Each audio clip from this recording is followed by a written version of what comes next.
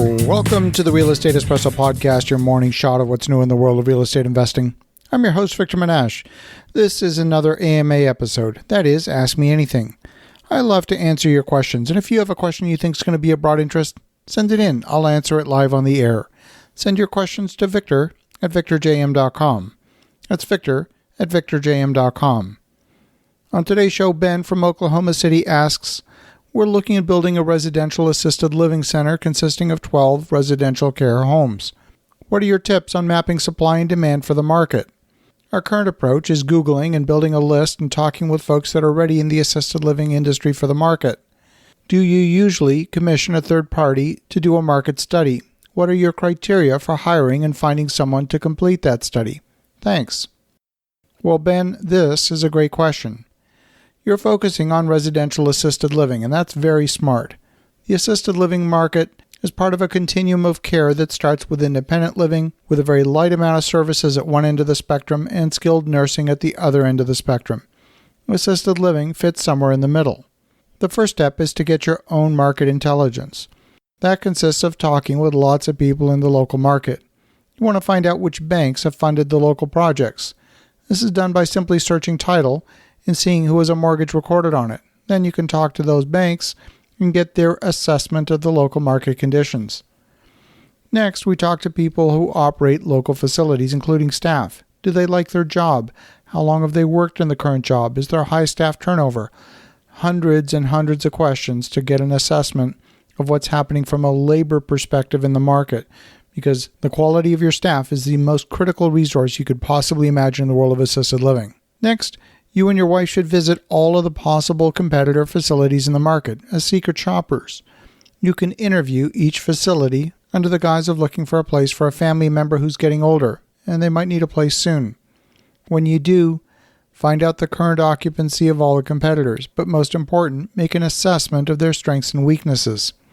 If the market were to become saturated and oversupplied, you need to know what it will take to compete to win and how you're going to get more than your fair share of the market. This kind of market intelligence is critical to determining whether you have a viable project. Once you've done all that, you'll have a good sense of the market at a very detailed level. Now, to answer your question directly, yes, we always commission a third-party market study. This is done for every major project, doesn't matter whether it's an apartment building or an assisted living project. Some accounting firms and brokerages have consulting divisions that specialize in market studies.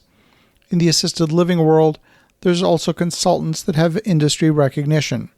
Now, you perform a market study for 3 different purposes. Number 1, make sure you're not deluding yourself into thinking you have a viable project. It's easy to get project fever and become emotionally attached to a project.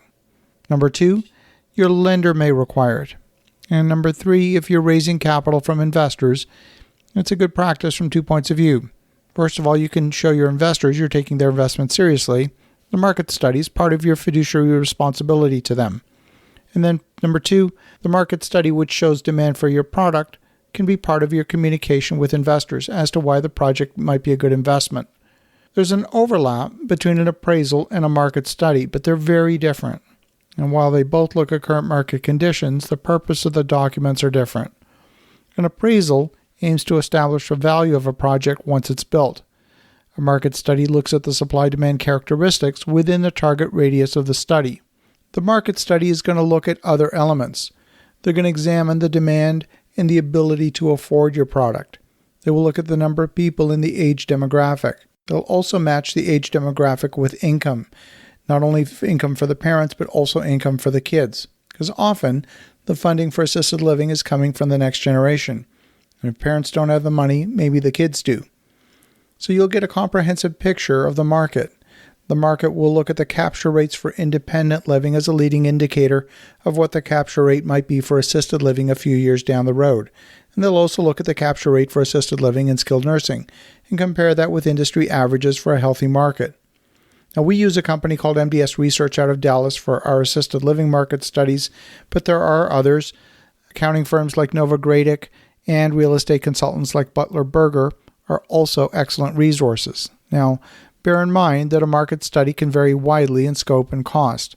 You might pay as little as $5,000 for a market study or as much as $30,000 for a very comprehensive piece of work from a Tier 1 firm.